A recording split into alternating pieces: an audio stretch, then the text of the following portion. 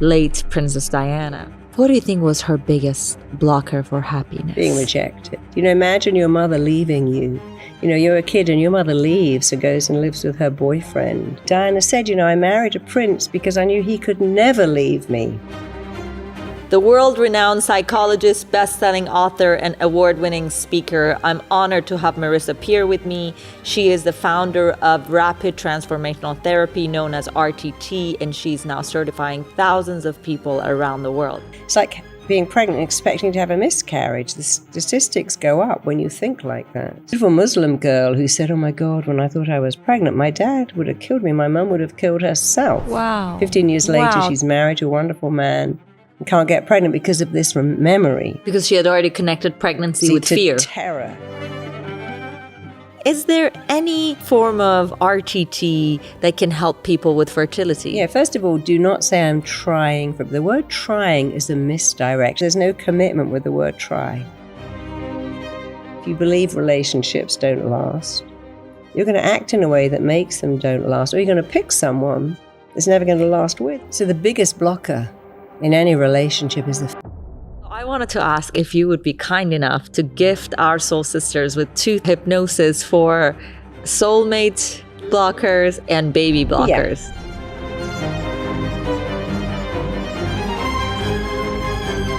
I encourage all of our lovely soul sisters out there who are trying to get pregnant to listen to this. Making a baby. You see, you just said it, of course, trying to get pregnant. You're right. The world-renowned psychologist, best-selling author, and award-winning speaker, I'm honored to have Marisa appear with me. She is the founder of Rapid Transformational Therapy, known as RTT, and she's now certifying thousands of people around the world.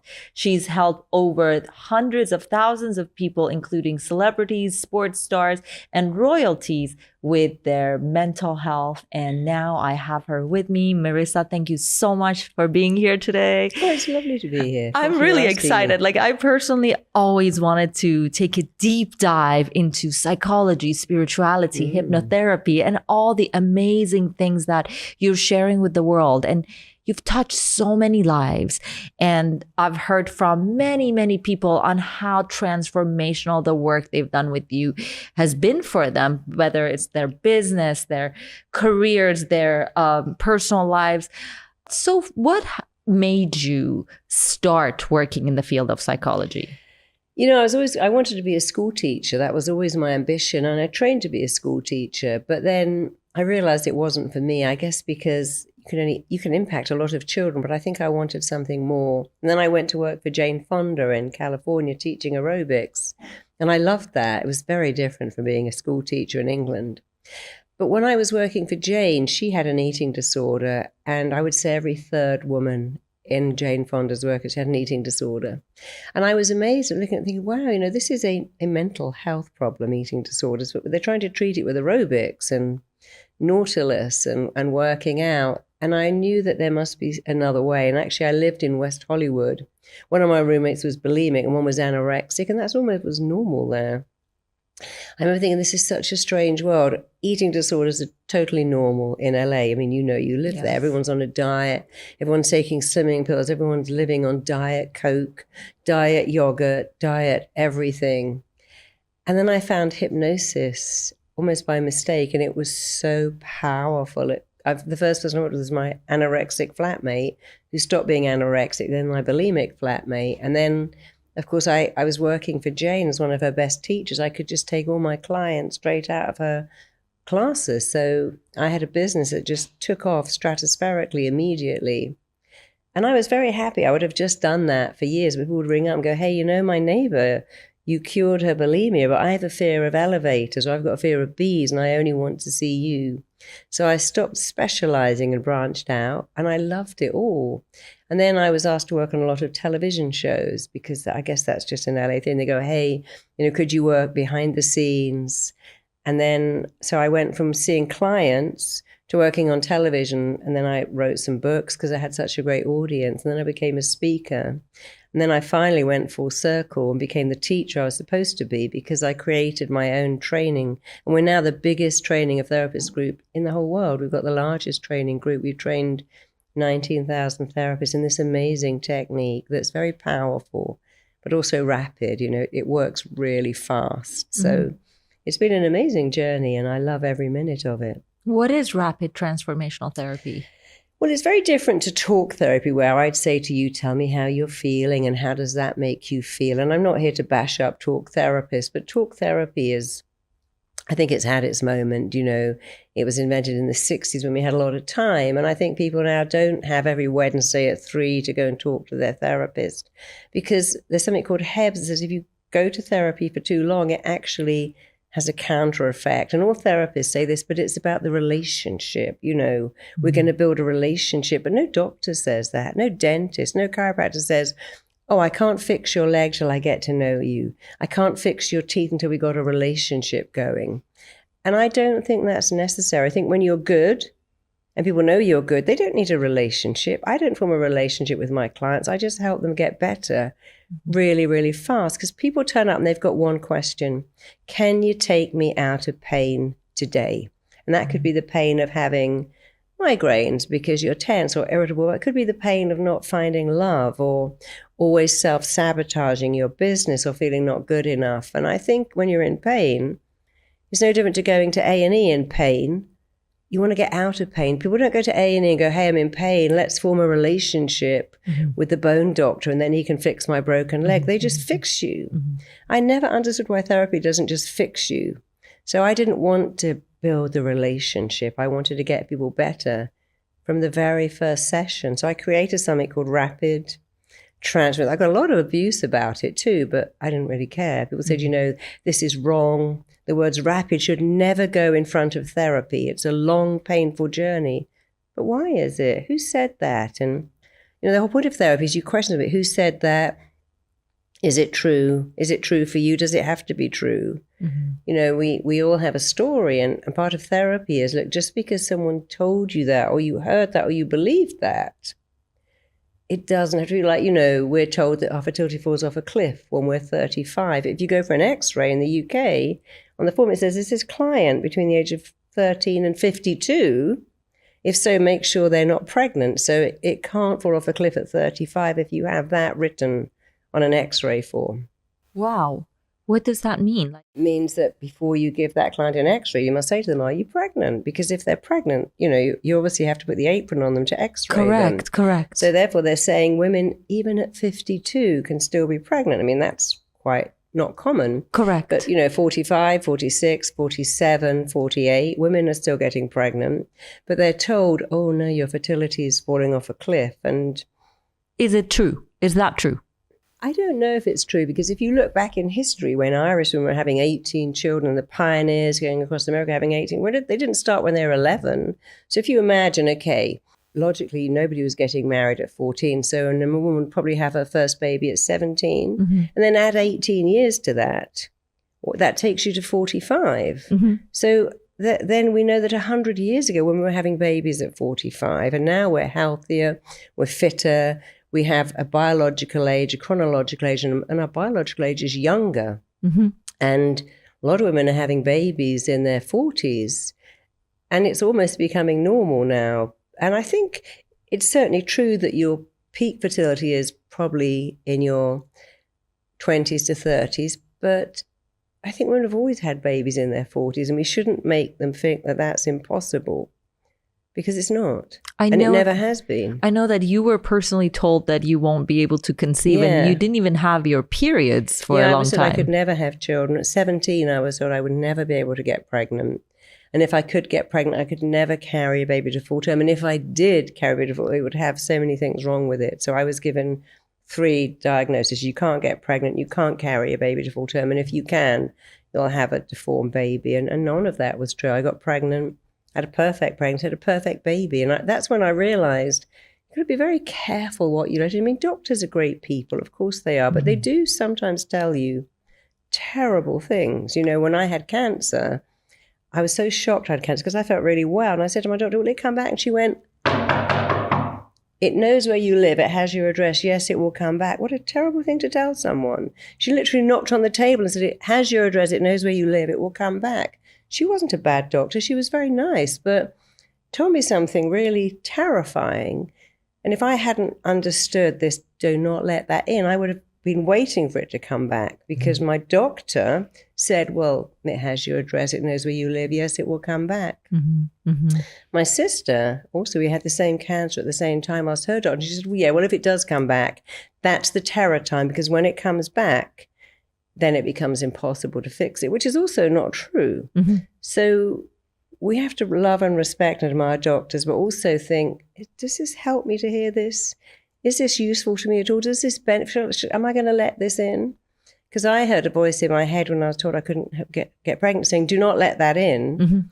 When I had cancer, I heard the same voice going, don't let that in, because the doctor's going to fix you, but it's up to you what you let in and what you do. And we have so many amazing ways now of healing ourselves alongside medical help. And I think, you know, if you want to survive an illness, get cantankerous, difficult patient written on your note. Say, what's that for? What does that do? What are the side effects? Do I need that? You know, don't just blindly go in and go, okay, here I am.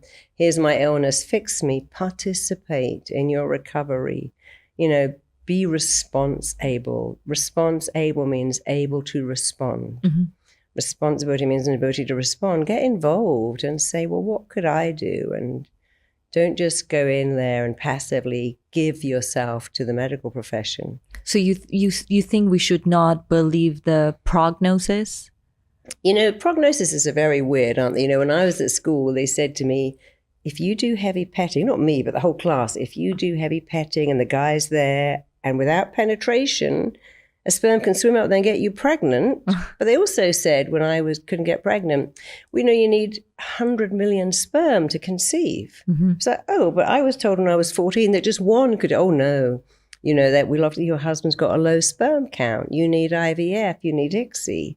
But I was also told, but one sperm could do it because you really just only do need one. So you'll always find in the medical profession this confusion. You'll hear one thing, then you'll hear another thing. We need this, we don't need this. This is in COVID, they're going, COVID is awful. There's no line of defense. Hello, there is. It's called your immune system. No one said, hey, in COVID, build up your immune system, eat well, do proper breathing, laugh a lot, get some exercise, take responsibility for your immune system, build your immunity. We know that orgasms, laughing, fresh air, exercise, so many things boost our immunity. Not one doctor came out and said, take the vaccine, and put on a mask and stay in, because this is terrifying, which is somewhat true. But there's also another side. Be responsible for your own immune system, build it up, don't live in fear, because fear is the worst thing for your immune system. And being positive is one of the best. The immune system doesn't like fear, terror, anxiety. It's why when you're anxious, you tend to get sick. When you're madly in love and happy, you can be around sickness and you just don't get it. Yes. When you say we should be responsible, when patients come to you, if two people have the exact same condition and one wants to get better and is responsible and one is not, how does that affect your work? Well, my work is never about blaming anyone for anything. It's about looking back. It's about never saying what's wrong with you. It's saying what happened to you. Here we've got somebody with chronic migraines, and we do an amazing thing in our TT called role function. Where we go back and have a look at what is the role of the migraines. And I worked with a girl who was having injections in her head. She had terrible, and she said, from the minute I was like 6, I was told, you're going to take over the law firm, you're here, you're only child. She said, I never wanted to be a lawyer. I wanted to be a DJ. And my father said, no, we put you through private school and you must take over this business. Then I got migraines and he began to go, there's no way you can take over this business. I mean, you couldn't even be a waitress. You got chronic migraines. And you see, this is the genie. Your wish is it. So when you say something like, oh God, I don't want that job. I don't want that. The mind will come up with a very effective way of fixing it. So after we did this session and she realized that the migraines came about to help her, to get her out of a situation that she didn't know how to get out of, they went away. And actually I worked with a very young child who also had really bad migraines. And when I said to him, darling, I know this is a silly question, but if the migraines were your friend and they wanted to help me, and he said, well, When Mummy and Daddy shout, I get my headaches, and then I lie on the sofa. Mummy turns off all the lights, and it's very quiet, and she calls me her little snake, because you've got to be in a cold, dark room, and she puts the flannel on my head, and they don't shout anymore. So if you look at that, you imagine a little child hearing Mummy and Daddy shout and thinking, I got to stop this. I got to stop them shouting. But a child doesn't know how to, but the mind hears that. You got to stop them shouting. Well, debilitating migraines will do that. Parents don't shout when their child is sick, mostly. And so when you track back at, well, what was going on when this happened? What was happening to you? And how did that play out? So role function is looking at the role an illness plays in our life. And it's usually three things. They all begin with P.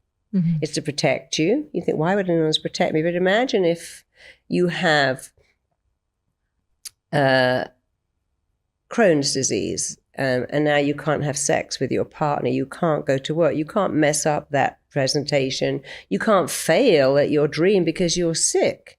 And so illnesses often do protect you. They're a big get out of jail card. And also when you're a child, if you're not getting love, the very next best thing is to be sick, because suddenly you think, wow, look at that. I didn't think my mummy loved me, but she's buying all this gluten-free stuff. She's taking me here. I guess I am important and significant. I need to be significant is often met by being ill because everyone's worried about you. So the first one is to protect you. The second one is to prioritize you, to get you a lot of attention. And that certainly happens when you're sick. And the third one is to punish you. But why would my body punish me? But that's very common. I worked with someone who had such debilitating Crohn's, she couldn't even get off the sofa. Her whole life was so limited by Crohn's. And when we talked about it, she said, I ran off with my best friend's husband. My whole family were horrified. And then, of course, he left me and I got Crohn's. And that was to punish her. And she said, I caused everybody so much pain. I made everyone suffer, my parents, my best friend. And now here am I suffering. I said, but also your 9-year-old daughter is suffering. And, you've spent longer. If you'd murdered someone, you wouldn't have done 25 years, but you've done 25 years with Crohn's because of a mistake you made when you were 19. At 19, most of us date people that are wrong. I can't think of many 17-year-olds that haven't dated someone unsuitable or kissed the wrong person. I know I did. So the punishment is always about, look, let's put this into perspective. You made a mistake. Even in the Bible, it says to err is human, to forgive is divine. You're allowed to make a mistake. You're not allowed to punish your own body. And she completely got rid of Crohn's in that very session. So protect, punish, prioritize. And everything else is really under that umbrella. We think, would we punish? We're punishing ourselves all the time. People say, I've got, irritable bowel, terrible headaches, back pain. And even doctors will tell you, I say 70%, Joe Dispenza says 90% of people turning up at A&E have real illnesses, but they're not caused by diseased organs, they're caused by diseased thinking, which is actually very good news because it's much easier to fix diseased thinking than a diseased organ. A diseased organ needs surgery. Diseased thinking just needs massive reframing. What does diseased thinking mean?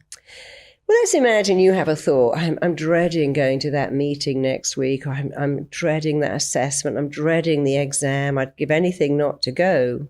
Your mind is always listening. And that's not a thought. That's not a fleeting thought. That's an instruction to the mind. Get me out of that situation. Often we say, well, I'd give anything for a week lying around doing nothing. Then we get a cold and we don't realize the connection. You said to the mind, get me out of it. You said to the mind, I don't want to go to that presentation. And you woke up with diarrhea or flu because the mind, which is the most powerful, listens to your thoughts and then must come up with something. I worked with a boy who had chronic contact dermatitis all over his arms. When I was talking to him, he told me the story that Mummy had a new baby and she would do baby massage. And he'd say to Mummy, can I have that? No, darling, you're a big boy. But Mummy, I want that. No, it's just for the baby. You had that when you were a baby. This is for the baby. Only babies get baby massage. You're a big boy. When he got contact dermatitis, he had to stand like that. And she would put cream and wet bandages on him. And he said, and she doesn't put any cream on that baby, even the way he said it, because the mind is so clever. We think we're thinking fleeting thoughts. But every thought you think is a blueprint that your mind, body, and psyche work relentlessly to make real. So you might think you're thinking a thought, but you're not. You're making a blueprint. So if you think, I give anything to get out of that presentation, don't be surprised if you wake up sick. If you say, oh, I really don't want to go to that place, again, that's going to happen. You know, so many children I work with who worry about their exams, find they're too ill to attend school. So it's not a coincidence, you know, your mind's job. It has one job, make your thoughts real. If you think of fear, even if you're watching a television show, you get goose pimples, your heart races. If you're watching a crime show at night, even though you know you're in your house, you feel scared because you're making those thoughts real. If you watch something very sexual, you can be really aroused. If you watch something about food, your stomach starts to rumble. If you watch something emotional, your eyes fill up with tears. Yeah. So we know that every day, you know, if I think of something embarrassing, I can go bright red. Even because your mind is making your thoughts real every day. And so this is just a very advanced version of what we see every day: blushing, getting teary-eyed, stomach rumbling. You know, what's an erection? I'm thinking a thought and my body's reacting to a thought. I'm on my own here reading a magazine, but I'm now getting ready to have sex because my mind made my thoughts real. When you get that, then you realize the next step is, well, then think better thoughts all the time. Because if you can just think better thoughts all the time, your body is doing its job of making your thoughts real. Your job is to think better thoughts so your body can make those real. Wow. So every disease is here to play a role, whether protect, punish, or what was that third one? Prioritize. Or prioritize. I wouldn't say every, you know, I say 70%. I like to err on the side of caution. 70% of us turning up at the doctors or the hospital have real illnesses caused by disease thinking. So there's another 30%. Of course, we have other illnesses that happen for all kinds of reasons. We can't say every illness. You know, if you were exposed to asbestos and you got cancer, if you smoked 40 cigarettes saying you got cancer, then we wouldn't say, oh, you thought that. And you've got to be very careful with cancer, saying, oh, did you create that? Did you think it? You know, we live in a world of pollution and stress and all kinds of stuff and chemicals and terrible food. So, of course, people are getting sick for a variety of reasons. But if people have an autoimmune disease or tension headaches or irritable bowel, you know, certainly diseases of the gut, which is the second brain, then these are easy to fix. You don't need to go down the route of medication or indeed surgery. But you can do both. How do they fix it? Well, you know, I had womb cancer. And so probably wouldn't have, if I'd known now, I probably wouldn't have had my womb removed. But I didn't need a womb. I wasn't going to have any more children. So when they said, you got womb cancer, we want to remove your womb, I'm like, okay. And it was so easy. It was like I had cancer one day and I didn't have it the next day. But I did participate in it. So just before I had that hysterectomy, which actually for me was so easy. I actually imagined, because someone said to me, oh, you know, when they take it out, some of the cancer cells can spill out. Is you've got to be careful with these and then travel through your body. That's actually a terrifying thought. Wow, as they take it out, some of the cancer cells are going to spill out and travel around my body and create more cancer. So when they told me that, I imagined my womb like a fortress surrounded, like when I imagined it all wrapped in cling film, and I imagined it all contained. And I would talk to my body a lot and say, you know, every cancer cell is coming out and it's all contained. And so when it was removed, I felt great. And I think the thinking is, imagine you have some surgery to remove a cancerous organ. You've now got a choice. Oh my God, what if it's spread? I bet some of it has spread. That's just my luck. We've got this new word called scanxiety. Every scan, I'm waiting to hear the bad news, which is not a great way to think, but it's very understandable. Or you could say, it's all gone. My body's doing a brilliant job. My body can do its own immunotherapy. My body can do its own chemotherapy. My body is a wellness-making, healing machine. It knows perfectly how to heal me. So I did both. I had conventional surgery. I didn't have chemo or anything. I didn't have any drugs. I just had one thing, which is to remove it. And then I did the rest myself. I kept commanding, compelling, directing, instructing my body to do its job. So You know, when I said earlier, you think a thought, the body makes it real. If you keep thinking, I know there's cancer everywhere, I bet I'm riddled with it. You've got to be very careful that you're thinking the wrong thought. If you think, look, my body knows how to kill off any remaining cancer cells, because, you know, we all have cancer cells. Most of our bodies kill them. Mm-hmm. But cancer, you know, and every cell in your body is dying and being replaced, but cancer cells don't die, which is a kind of weirdness. We say, you know, we have to have chemotherapy to kill them because they won't die. But you don't know that your body and your mind can't do a great job of killing them. Wow.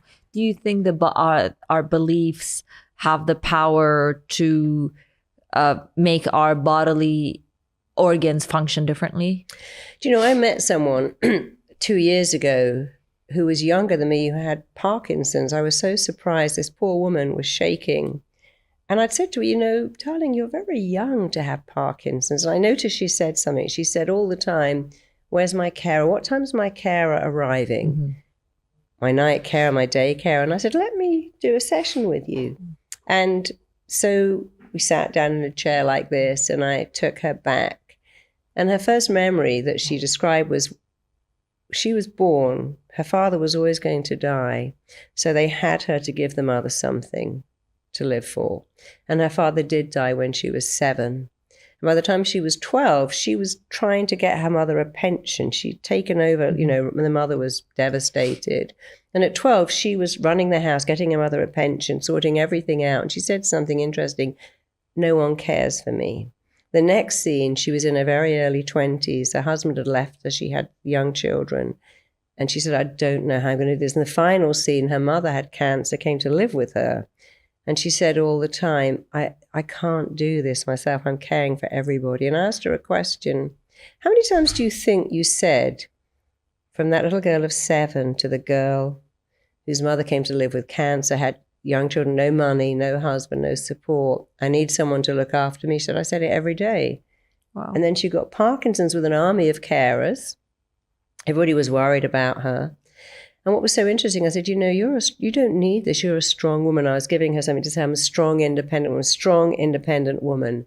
And so I was doing a couple of things. I was reprogramming her mind from that young girl who needed to be cared for. At 7, at 10, we are dependent. We need to be cared for. So I was looking at the role of the Parkinson's, which was very much to be cared for. She needed to be cared for. And so then it's a bit like you interpret, and try to investigate why she would get Parkinson's so young. Interpret the scenes and then interrupt the belief. That was then, makes perfect sense, but you don't need it now. You're a strong woman. Mm-hmm. You've got beautiful grown-up children and you've got a great life. And at the end of the session, I was also doing this commanding. I do this thing called command therapy, commanding the body to fix it. She picked up a glass of water and drank it. She painted her nails. She went out and pruned some roses. And when her son came in, because she was staying with him, and she said, don't make a fuss. I'm a strong, independent woman. And then the next day she went back to her own house. And she's lived her life normally ever since, which was an extraordinary thing. But she was young. When I met her and heard her talk about her carers, something in my brain said, she's unconsciously created this. Nobody would create that consciously. So you decode the role the disease is playing in the person's life. You decode and rewire. That's exactly it. Decode and rewire. Yeah. We did a focus group prior to our interview with 80 different women between 25 to 40 about infertility. Yeah. And over 80% of them have been through over 5 rounds of failed IVF. Mm. And they're all suffering. And as a woman, as soon as you hit 25, all you hear from your gynecologist is that, your egg count is going down, your chance of your fertility is going down, your chance of getting pregnant is going down, which kind of like puts you in this race of, oh my God, first of all, let me find my soulmate. You know, one of the rules of the mind is what you expect tends to be realized. If you expect your fertility to decline and you're thinking about it, it's like being pregnant and expecting to have a miscarriage. The statistics go up when you think like that. Yes, yes. And then all the failed rounds of IVF. Yes, of course. What role do you think infertility plays in a woman's life? Well, when you go for IVF, the first thing they say to you often is you have a 25% success rate here. But what you hear is, a 75% failure rate.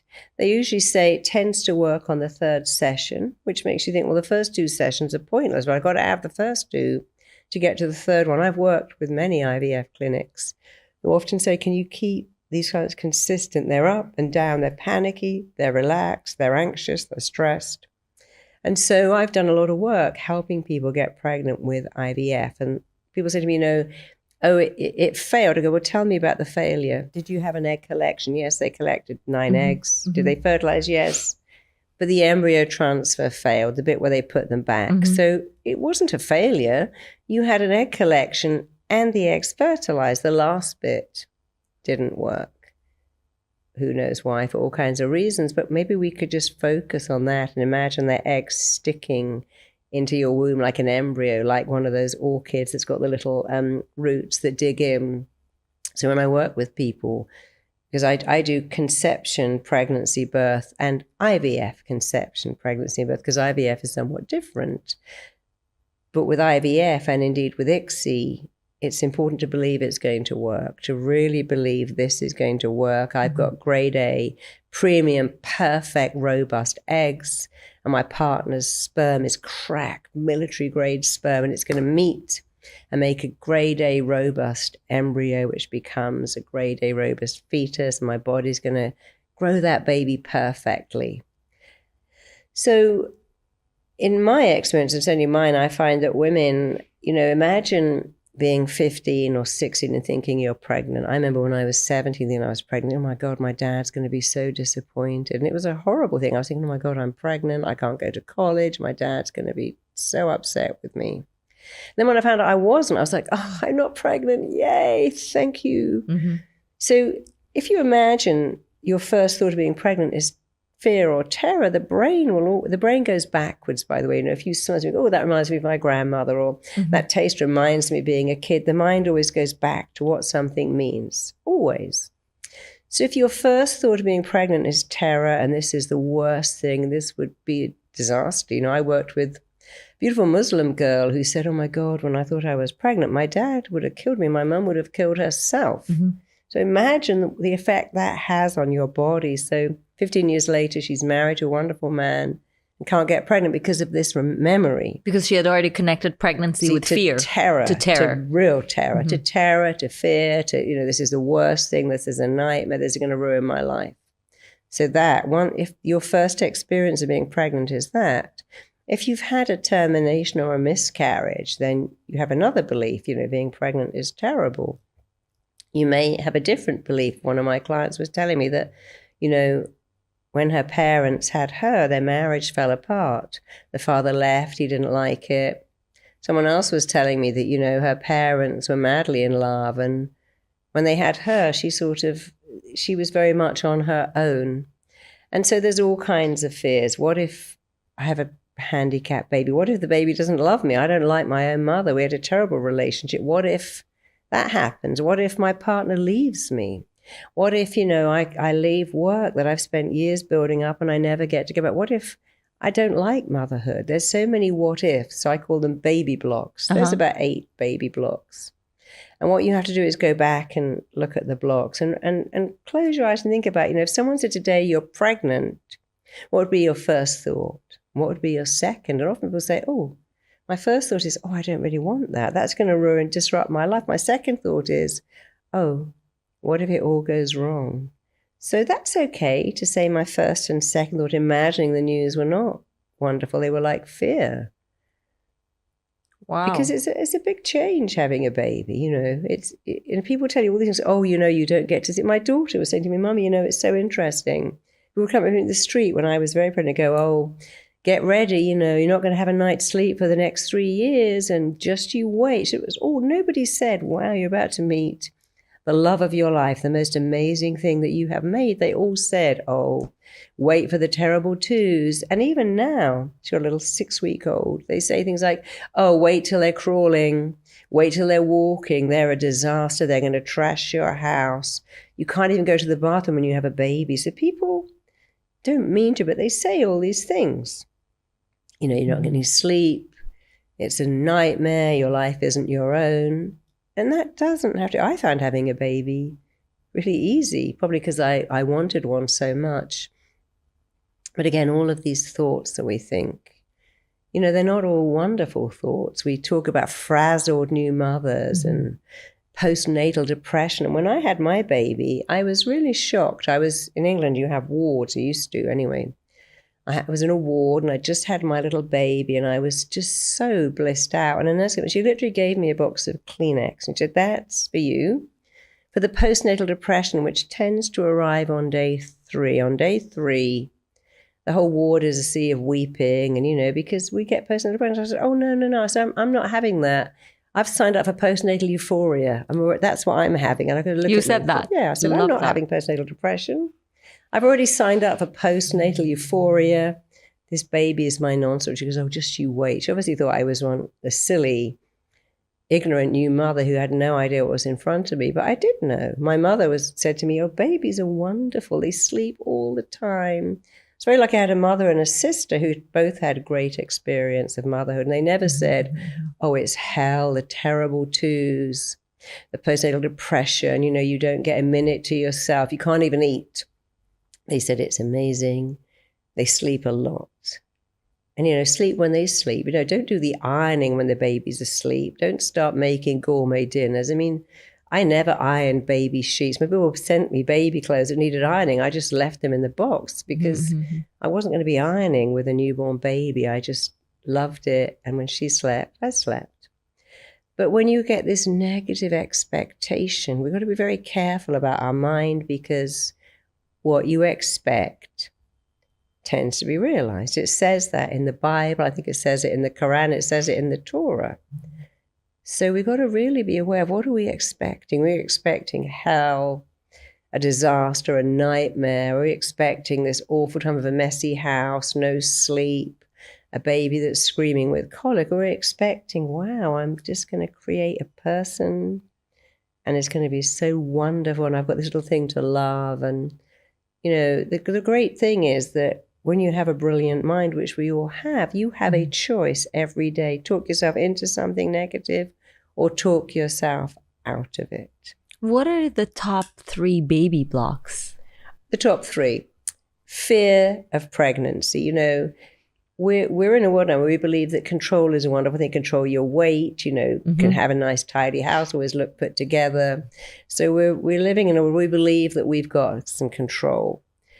And when you have a baby, there's no control. You're going to get bigger. You don't know what's going to happen, what the baby's going to be like, how it's going to be. So that the first fear is the fear of I can't control this. I can't control the pregnancy. I can't control the birth. The second fear is the fear of change. And, you know, we all have a fear of change, why we fear dying and getting older. But when you can control the direction of change and make it positive, it's okay. So there's that fear of how is this going to change? What's happening to my job, my relationship? What if it all goes wrong? What if I have an awful baby that screams all the time? What if my husband can't stand it? What if I can't get back to work? So that's the second fear. And the third fear is very similar. It's about what if the baby doesn't love you? What if you don't love it? What if it ruins your relationship? What if it all goes wrong? What if you can never go on holiday again and go out with your friends because everything's different? So we're wired to fear the unknown.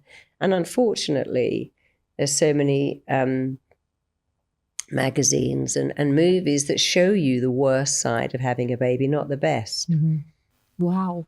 And so a woman can be her own biggest baby blocker. Of course, we can all be our own biggest baby blocker, definitely. Wow.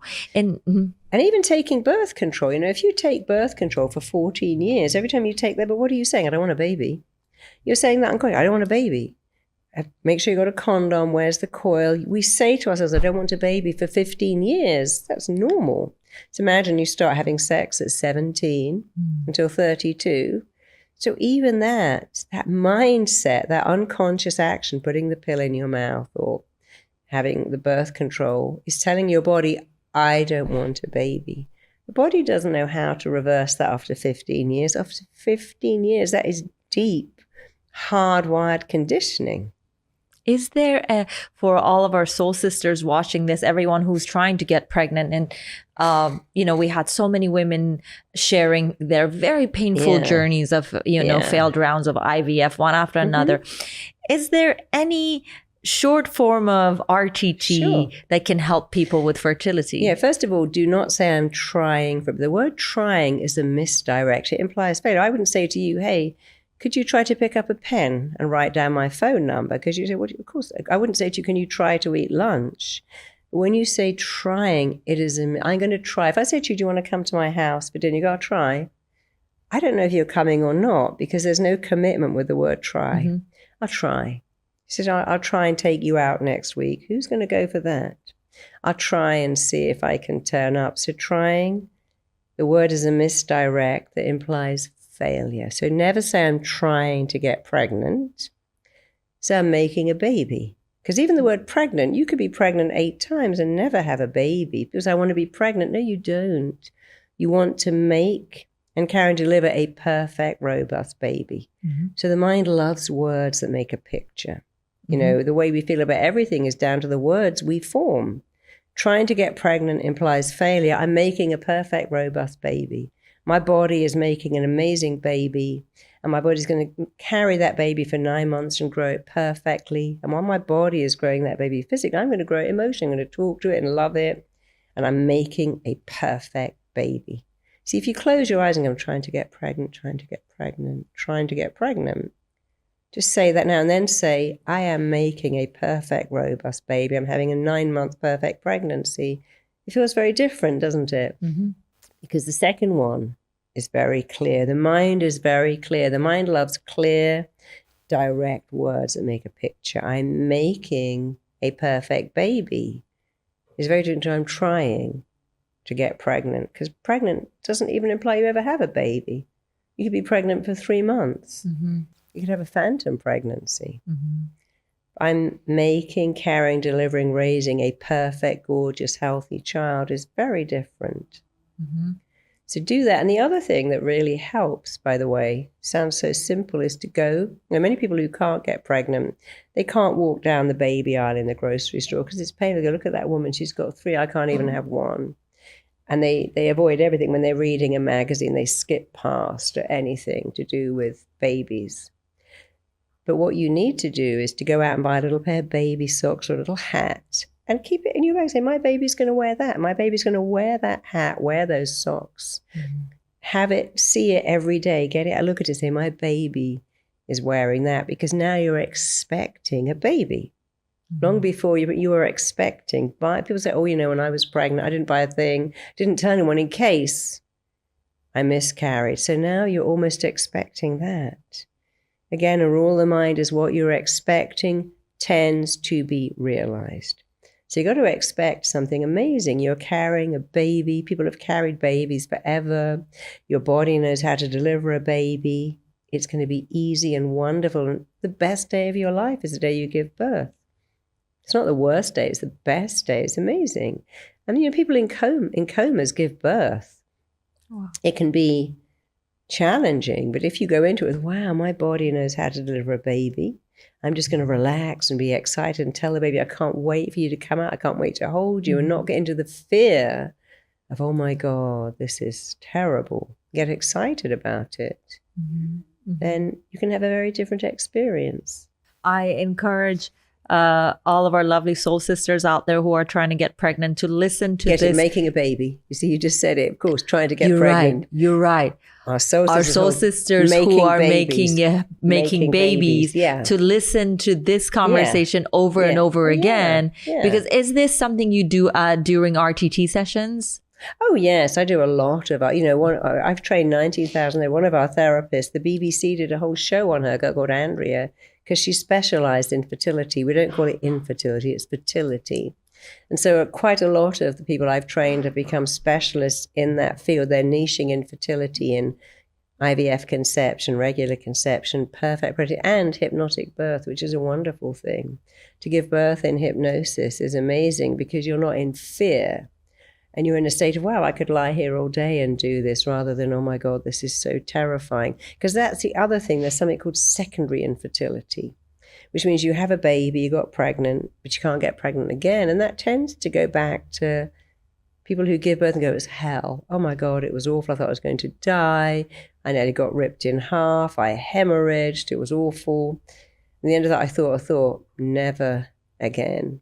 And then we forget the thought, but the brain doesn't forget, because in that moment of fear, you have what's called an imprint. When you have a scared person, a scared woman giving birth, a scared child in a scene, you have an imprint. An imprint goes and imprints upon you a belief, never again. I never want to have a baby again. But of course, you've forgotten. Yes. But the imprint hasn't forgotten, and it's imprinting on you. You don't want to have a baby. Didn't you say that? Never again. My job is to make sure never again. So we have to go back and say, let's undo the imprint. My imprint was, oh, never again. It's like people who, in love, it ends, they go, I never want to go through that pain. I'd rather be on my own for the rest of my life than go through that pain. They go, why can't I find someone else? Because you've got an imprint now that you created unconsciously. Whenever we say never again, it would kill me. I'd die before I did that again. That would kill me. Wow. There's the imprint. But our imprints can be changed very easily when we go back and have a look at them and go, oh, I said that. I thought that. I believed that. And that made perfect sense then. But I don't need to have that imprint anymore. So for people who are struggling to find their soulmates, Yeah. what do you think is a soulmate blocker? You know, when I was a kid, my parents let me go and live with my grandmother for a year. Mm-hmm. And I was actually in heaven. It was just amazing. I loved being there. But my father was a very eminent school teacher. He was a head teacher. And I knew he would never let me stay there. But I wanted to stay. I'd say, oh, can I live here forever? And she goes, no, your dad won't let that happen. I said, can I stay with you forever? She said, no, your dad's going to come and take you back because you're the head teacher's daughter. He's not going to let you live with your grandmother. That's a sign of failure. And I always knew that it would end, but I didn't realize what that did to me, because that little girl was waiting for the end, always waiting. It was so lovely. And then my father came and got me. And I imagine when he came that I'd beg him to let me stay, but I just got in the car and went back home. But you see, that imprint was relationships don't last. You can have love, but it doesn't last. So every person I had that loved me, I would end it because I had that unconscious belief. I started off with my first and second boyfriend were amazing, but I really ruined those relationships because of this belief. Can't last. And when the second one said, could you marry me? It's got to be very well. I said, oh yeah, of course, but we'll get divorced. And I can't imagine I said to that poor girl, we'll get divorced because it doesn't last. Because I was so imprinted with that belief. And then from there, I started to pick people that were really unsuitable because then it couldn't last. And then one day I just took a look at that and thought, well, that's when I was a little girl with my grandmother, but I had great love. And so I decided to change that imprint. And then I found my husband. We're blissfully, happily married. It's wonderful. But I was very lucky that I realized that I had an imprint that was hurting me and that was becoming a self-fulfilling prophecy. If you believe relationships don't last, you're going to act in a way that makes them don't last, or you're going to pick someone that's never going to last with because you make a belief, but those beliefs turn right around and make you. So we've always got to say, what am I believing? Is this helping me or hurting me? Could I change the belief? Of course, at any time you can change your belief. Wow, that was incredible, because a lot of us women, yes, to protect ourselves, we say never again, or that again. This is not going to last. Again. And yes, you're right. We I'd die before I went through that again. That would kill me. Yes. And your brain's job is to keep, if you say that would kill me, being ghosted, being dumped, being fired, if you say to your brain that would kill me because it would kill you, oh, you leave that with me. I'm the genie. Your wishes are my command. Let me make sure you don't find love again. You don't go to that place called work that would kill you. I'm going to give you an ulcer, a panic attack, a fear, a phobia. I've given you a phobia of driving or speaking. So now you can't go to that workplace or that relationship place where you said it would kill you. So interesting. We see people with phobias or trapped in the house. I worked with a girl who had hypersensitivity to light. She literally couldn't leave the house because she would burn. I mean, in the summer, she was trapped in her home. She was a coach working online. And she got that when she was 11, which is an interesting age because you'd think, surely you should be born with that. And I asked her, and she said, well, at 11, I changed schools and I was really badly bullied. And I said to my mum, can I stay home and never go to school again, which is an interesting. And the mother said, no, don't be silly. You have to go to school. And I hate my job. I have to go to work. You just got to suck it up. As the bullying got worse, she said again, Mum, can I stay home? And she said, no, you can't stay home. Go to school. Get over it. His mother wasn't very kind, but also she couldn't let her stay home. And she said, I thought that thought. I just want to stay home and never go out. It's very seductive for a kid to stay home, eat yogurt, watch cartoons. Sounded wonderful. Shortly after that, she got this sensitivity to light and she couldn't go to school anymore. But she still had it 30 years later when it was redundant because she thought a thought. I don't want to leave the house. I want to stay at home and not be bullied. Being bullied, there's an imprint for a kid. If you're being bullied, the imprint is, I'd rather never leave the house and have to put up with this. It's not safe to go out. I'm safe at home. And if you think that thought, I'm safe at home, don't be surprised that the genius of the mind can create this whole sensitivity to light so you can't go out because it's doing its job, which is to protect you. Protect you. Yeah. So when we're children, we think all kinds of thoughts. And back to talking about soulmate blocker thoughts or soulmate blocker beliefs.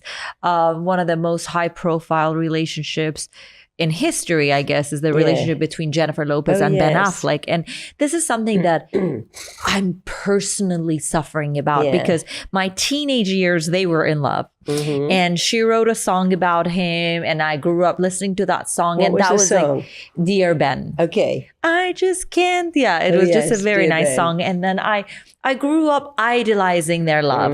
And then they broke up. And then my belief in like eternal love, fell apart. And I was sad. And 20 years later, I kept listening to that song. And then they got back together. And I'm like, yes, they restored my faith in love. And now it's on the rocks again.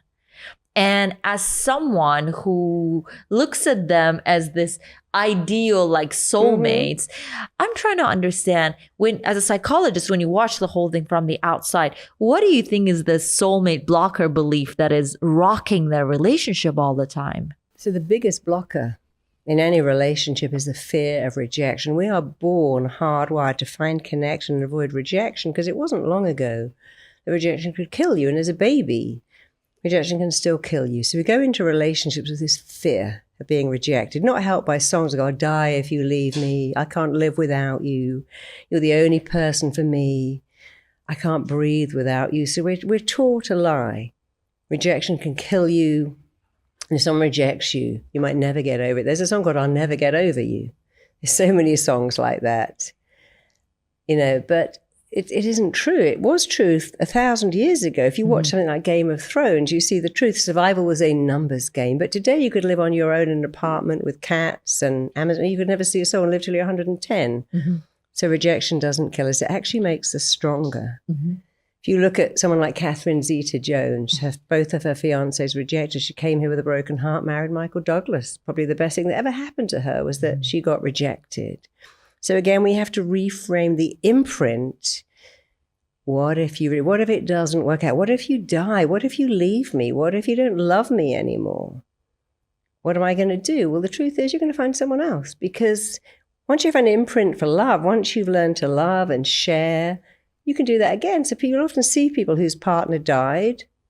Paul McCartney, he loved Linda. Now he loves Nancy. So it isn't true that rejection kills you. What's true is we believe it will. So let's go to Ben and Jennifer. What's going on there? You cannot live your life in the media. I think for Jennifer, it's very important to be famous and relevant. There's a thing called, it's this 5 steps. Who is Jennifer Lopez?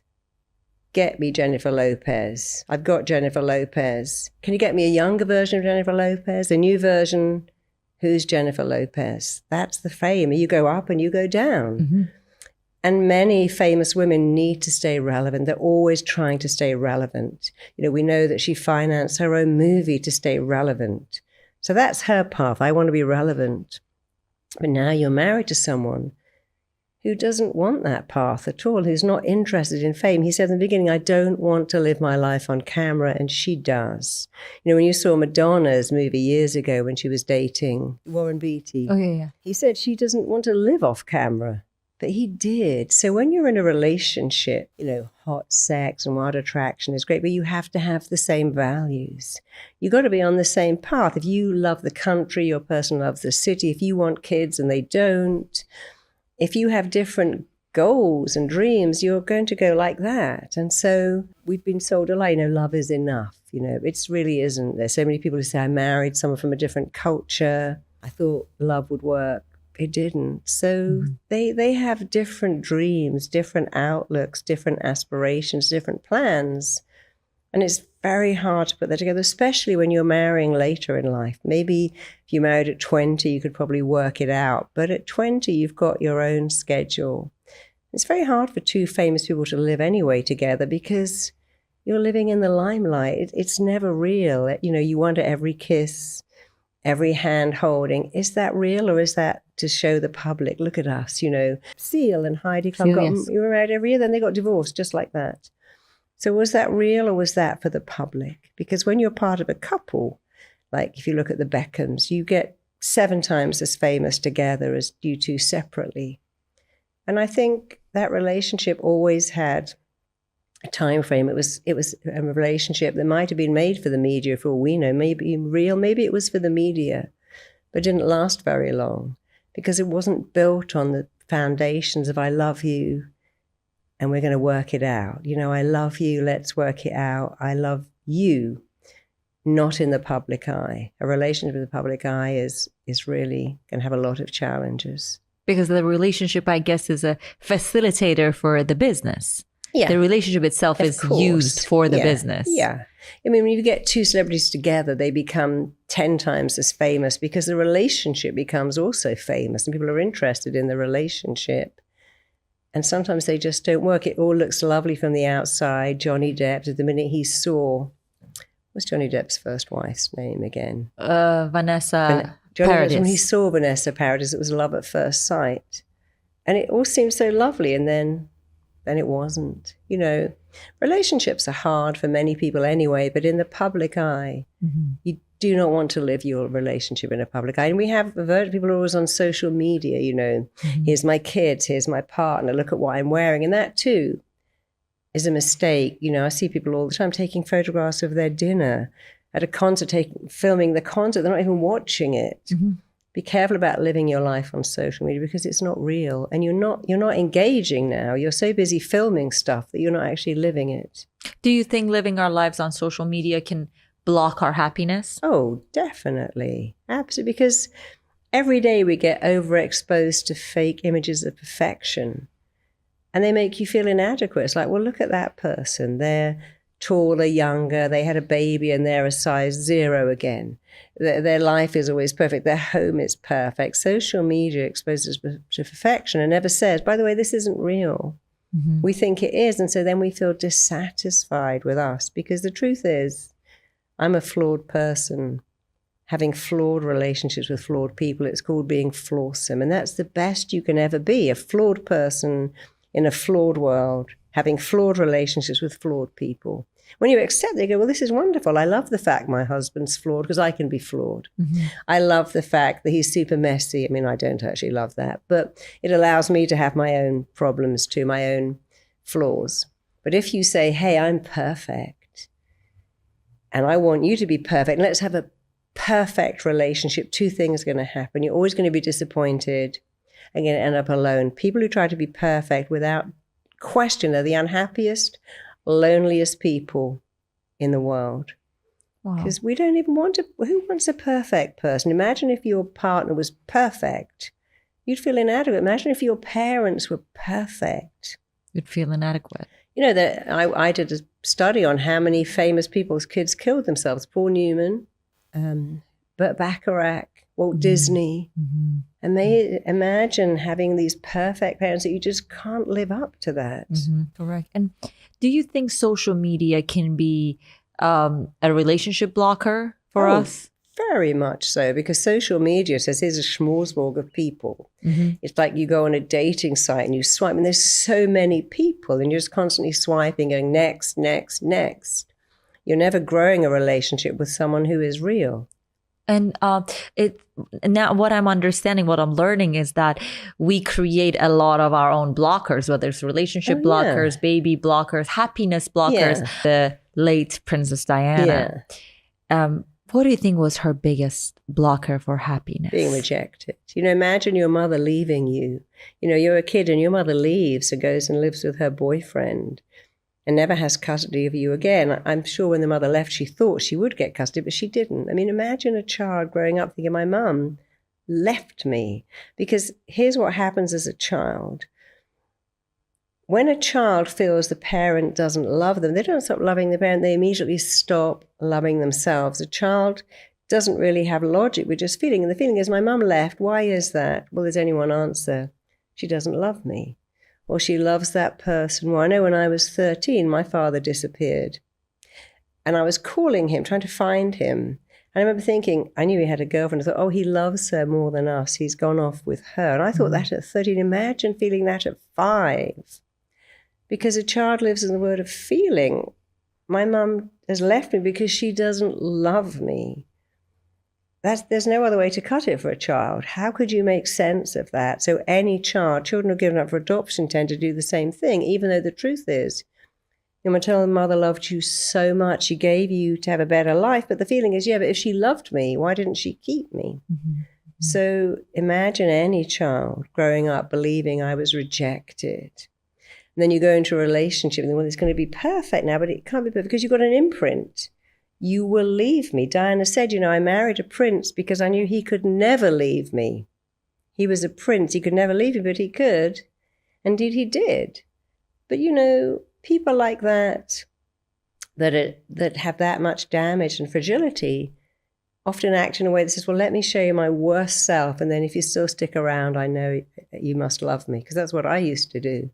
Let me behave badly and show you the worst of me. And then if you still stay, I know you're okay. But that's not fair to do that. It's like, here's a hoop, jump through it. Or here's another one, here's another one, here's another one. Eventually they go, you know what, I can't jump through any more hoops for you, because it's exhausting. Wow. And that's a way for someone to feel loved. Yeah. Which, does it ever work? No. It doesn't. We have a need to be loved. And if you say, well, I'm going to give that need to you now. So prove to me every day you love me. Let me check your phone. Let me question you. Do you love me? Why are you looking at that person? That doesn't work, because neediness is not very sexy. What's very sexy is, hey, I'm a great person. You're lucky to have me with all my flaws. I'm lucky to have you. And let's grow a great relationship together and accept that we're both flawed people. We're not going to be perfect. We're going to have a great time. But people who've been very, very rejected young have an expectation. Love hurts. You're going to reject me. You're going to get rejected. Yeah. And Marisa, you are a very spiritual person. And I always think to myself, you're one of the very few therapists that I know who has been tested a lot herself. I remember when you were talking to me about how when you were diagnosed with cancer, you experienced what your patients go through and how you worked on your own body. And then you had the other car accident about a year ago where you were told that it's going to take you 6 months before you could walk. And I think I saw you in Dubai within 6 weeks after the accident or something. And you were on the stage. I was. How do you think spirituality help people compared to psychology? I think, when you think there's something else, so you could say, okay, my mum didn't want me. My mum tried to terminate me. My mum gave me up for adoption. My mum always said I wanted a boy and I got a girl. Spirituality comes in again, but somebody wanted me to be here. There are people who spend their life savings on IVF and don't have a baby, but here am I, came from this family who didn't want me, but I'm here, so somebody wanted me to be here. And that someone is the universe that put me here, that will support me in everything I do. I think spirituality is there's something out there. I can pray, I can meditate, I can believe there's a power, something that's got my back. I can say I'm divinely protected. I can do something. Years ago, my daughter was going on a school trip.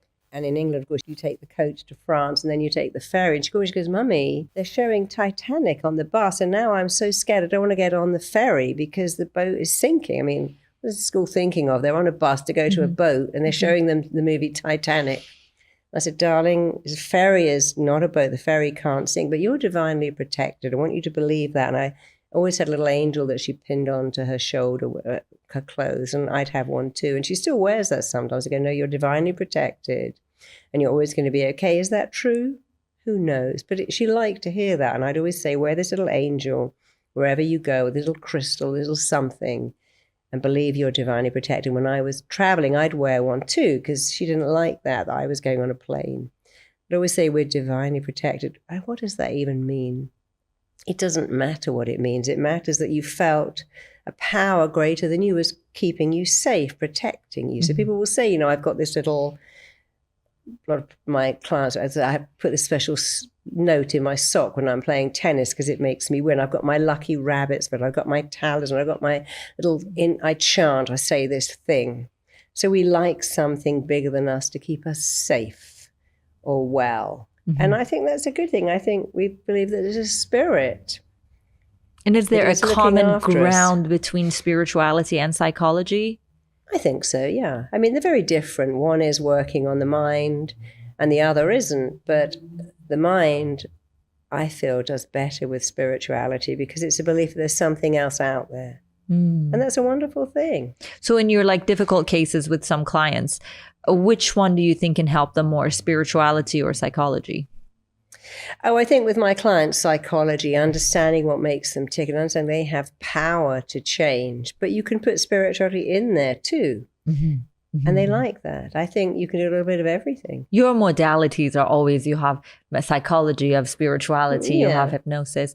So I wanted to ask if you would be kind enough to gift our soul sisters with 2 short hypnosis for soulmate blockers and baby blockers. Yeah. Let's do the baby blockers first. Okay, perfect. So remember, I'm a great believer in the rules of the mind. I've written 23 of them, and one of them is imagination is more powerful than knowledge. And in between logic and emotion always wins. So there's 2 rules. Imagination is more powerful than knowledge. We know that. In between logic and emotion always wins. And every thought you think is a blueprint. And here's one more. The strongest force in you is you must act in a way that lines up with how you identify you. So when you say, I can't get pregnant, I have problems I can't find love, all of those 4 rules are going to work against you and not for you, but you can flip that and make them work for you. So let's start with the baby blockers. So make yourself comfortable. And I love doing the eyes. So when you roll your eyes up like that, you go into the same alpha brainwave as when you sleep, deeply relaxing. So you're not going to go to sleep, but you are going to wake up to your potential. So just look at my eyes. I want you to practice this. Look up, keeping your eyeballs up, close your eyelids down. If you can do that, getting into hypnosis is a dream. So let's do that now. Everybody just look up as if you're trying to look into your very own eyebrows. Breathe in, breathe out. Take another deep breath, breathe in. Breathe out just one more time, keeping your eyeballs rolled up. Keep your eyeballs up. Close your eyelids down. Drop your chin so you feel that same looking down feeling that you might feel as you look down a flight of stairs. Forget all about the position of your eyes. I want you to imagine you're about to take 10 steps. You're about to meet your future baby. So you're taking step 10, going deeper into an awareness of yourself. You're taking step 9. As each muscle, every nerve turns loose, lets loose, and you go deeper. You're taking step 8, and you can see and hear and feel your feet taking you deeper. You're taking step 7, going deeper. With every sound you hear as you take step 6, the sound of your heartbeat is taking you deeper. As you take step 5, the sound of your breathing is taking you deeper. As you take step 4, each muscle, every nerve is turning loose, letting loose, and you are going deeper into an awareness of yourself. You're taking step 3 and 2, going deeper. You're taking step 1. And as you go deeper, drift deeper, I want you to imagine you can see your baby. You can see this beautiful baby. You can see a beautiful newborn baby, a beautiful bouncing, robust baby. You can see it. You can hear those gorgeous gurgling baby sounds. You can feel that beautiful soft newborn skin. You can feel that little baby's fingers gripping your finger. You can see the baby, hear the baby, even smell that gorgeous newborn smell. And I want you to talk to the baby. I want you to repeat these words, word for word. I want you to say to your baby right now, I've created a place in my body for you. I've created a place in my life for you. I've created a place in my heart for you. I can't wait to expect you. And I want you to imagine showing your baby your home and showing your baby the stroller in the front, in the hallway, the crib in the bedroom, the high chair in the kitchen, the baby clothes in the laundry basket, the baby rattle and the teddy bear in the lounge, the baby sandbox in the garden. I want you to see that every room of your home is filled with your baby. And you wouldn't have it any other way. I want you to say to your baby, I love you so much. We're going to have a great life. I want you to imagine showing your baby all the first. When you come home from hospital with this baby, you come home to a house full of balloons and cards and flowers, and everything says, welcome, baby. I want you to imagine all the first smile, the first tooth, the first steps, the first crawling, the first time you go paddling in the sea, the first Easter egg hunt, the first Christmas. And I want you to show this baby, as you imagine all these firsts, that you love being a mother, that you're busy celebrating, collating, photographing, writing down everything, loving being a mother. And all the time this little baby is smiling, gurgling, getting the message. This is a wanted baby. You have so much love for this baby. This baby will forever be wanted, loved, cherished. So take a few minutes and welcome that baby into your heart, into your body, into your life, and say to your baby, I love you. I have so much love for you. I'm expecting you. And I can hardly wait to buy you stuff and take you out in the buggy and the stroller. We're always going to be together. And I want you to imagine everything is changing today. Every time you have a shower, you think, well, soon I'll be washing my baby bump. Soon I'll be bathing my baby. Every time you go for a walk, you think, well, soon I'll be pushing the stroller, holding the baby. And even when you do up your jeans, you think, well, soon I'll be wearing maternity. I'll be feeling that little baby kicking. There'll be 2 hearts beating in my body really, really soon. So really focus on that feeling of doing everything together. That everything you do, from the simplest thing to getting dressed or going to bed, you remember that soon the baby will be in you and you'll be in it. Because when you expect that baby with love and confidence and a feeling of joy and bliss, that this is going to be the best day of your life, the day you deliver that baby is the best day. Just take a few more minutes and understand that your body knows exactly how to conceive a baby, how to grow a baby, how to deliver it. There's nothing really for you to do except to feel great about it. Your body knows how to conceive and grow and deliver your baby. And if you feel excited and wonderful about it, you're helping your body do its job by doing your job. Be in a state of great expectancy. What is expected tends to be realized. So just take a few more minutes and imagine this wonderful thing that you have grade A premium eggs. You can even imagine turning your eyes inwards and taking a look at your womb and seeing that you have lots of eggs, and one of them is glowing, radiating. You have one egg, one grade A luminous egg that is glowing. And that egg's about to take a 5-day cruise down your fallopian tube and draw to it the most perfect sperm. Your grade A premium egg is drawing to it the grade A premium sperm, and immediately fertilization, conception is taking place. And now your fertilized egg is traveling down to your womb, and there it is implanting, sticking, attaching like Velcro. One of the reasons it attaches is because you talk to this baby and say, I love you, you're so wanted, I can't wait to carry you, grow you. Because while your body is doing a phenomenal job of growing this baby, you are doing a phenomenal job. Your body grows your baby physically, and you grow it emotionally. You talk to it, you love it. You could even reach out and touch that baby right now. It's all around you. Its life force is ready to be in you. When you come to deliver that baby, it's going to be easy. The long muscles contract, the round muscles relax. And you give birth to this perfect, healthy, robust baby, the one you've just seen today.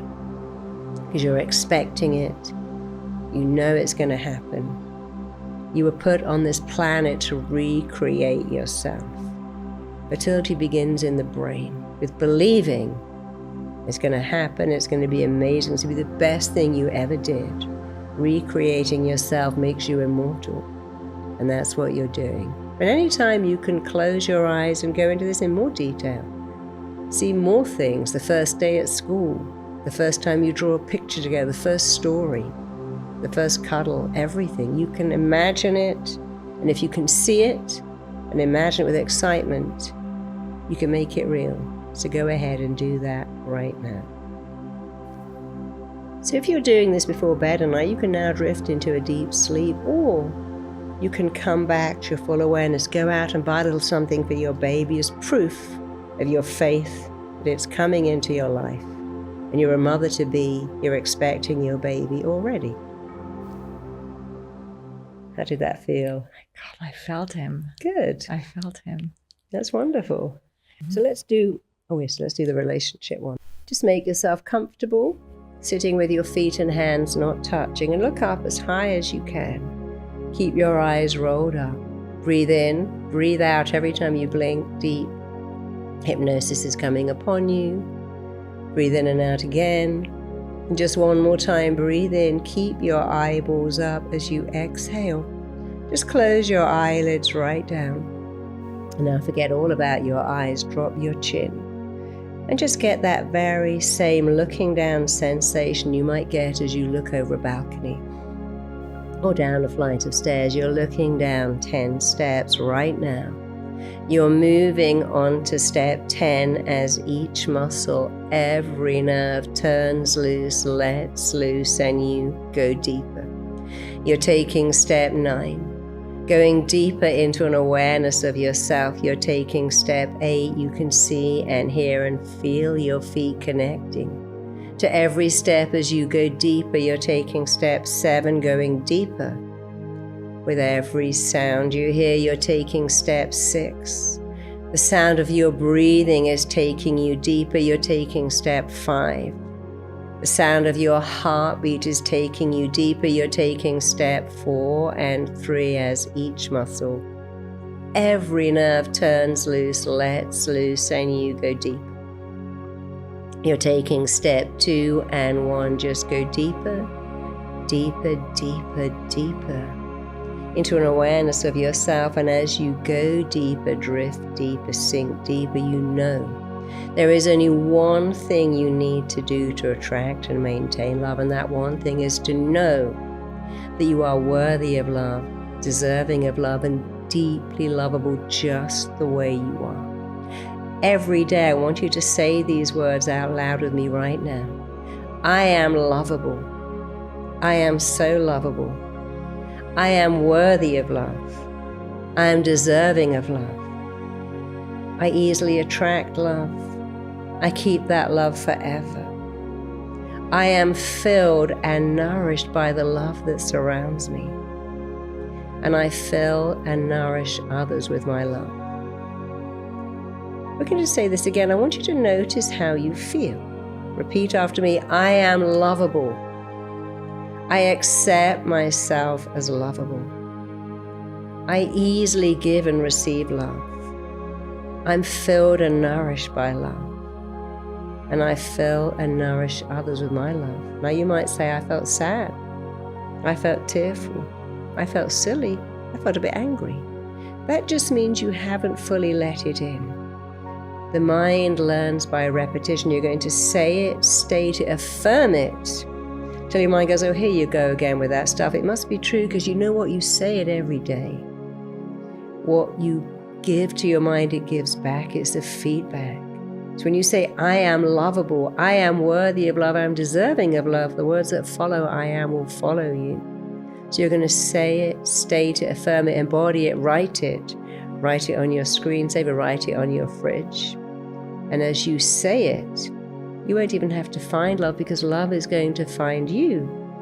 Because you know with unshakable conviction, with absolute certainty, that you are deeply lovable. You always have been, and you always will be.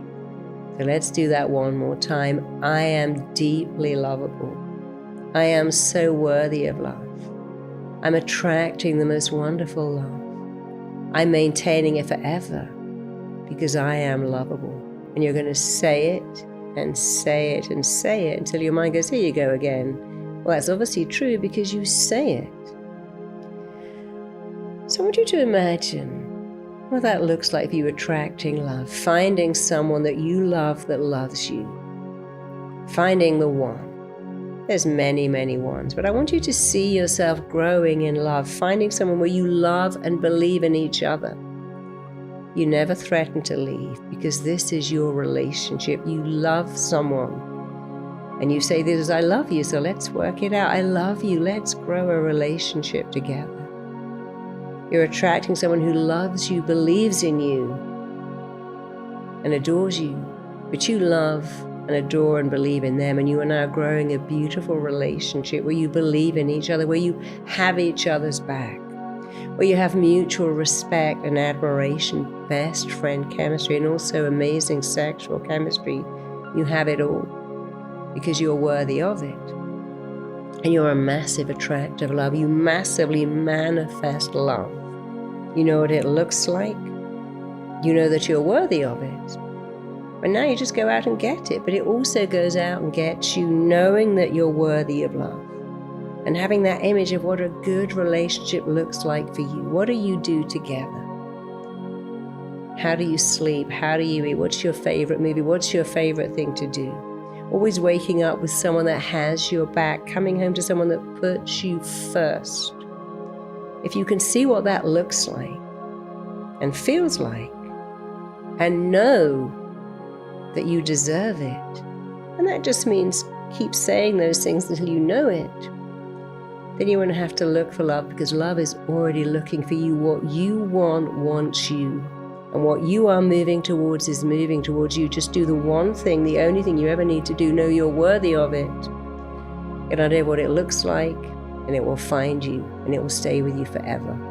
So do that right now. Do it every day. I'm worthy of love. Let's do it one more time. I am so worthy of love. I'm so deserving of love. I'm so lovable. I'm deeply lovable. I'm worthy and deserving of love. I'm finding it. It's finding me. I'm attracting it. It's attracting me, because I am a deeply lovable person, and I always will be. And I'm finding love. It's finding me. I'm open. Let's just do one more thing.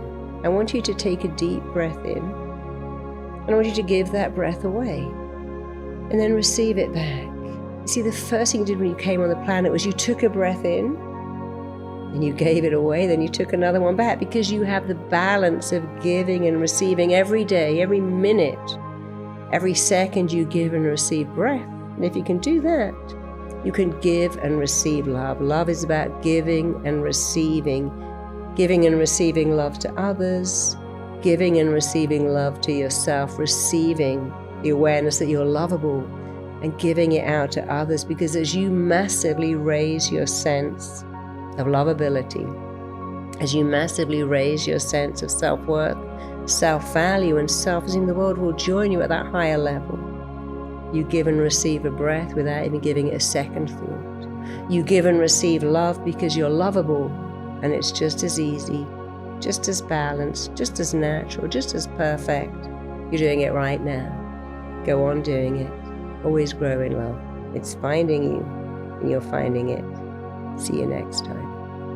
So when you listen to this at night, that's a perfect thing to imagine, sleeping with someone who's got their arms wrapped around you, waking up together. Play this recording at night or in the morning, and you will find love, and it will find you.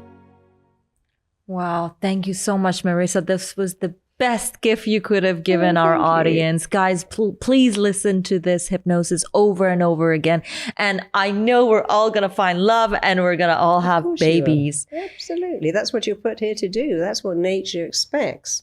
You're supposed to find the person, find your person, create a child, live a great life. That's what nature's plans for all of us. Wow. And we're very lucky that you were given to the world as a gift to all of us. Thank you so much for coming on the show, for being so generous with your knowledge, with your love, with your beautiful spirit. You radiate love. And I am very grateful to be given this opportunity to interview you. Thank you so much. Thank you. Thank you so much, guys. This was amazing. Good. Are you going to the speaker dinner? Yes. Oh, good. We'll go together. Yes, let's go. Perfect.